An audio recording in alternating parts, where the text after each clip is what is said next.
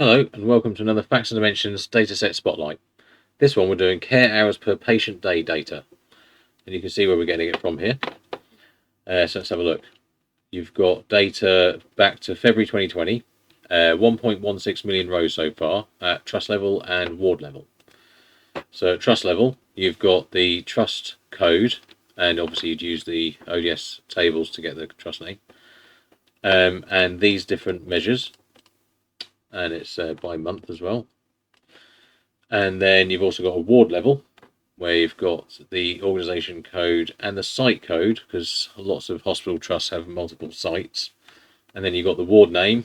These are every trust has their own ways of naming their wards, so you can't really, it'd be a bit difficult to sort of take a type of ward. But if you do want to do that, you're better off using the specialty code or a combination of specialty codes to get the sort of types of wards. And you've got the measure name as well. It's these measure names. So just pause to have a little look at that. So that's that. Thanks.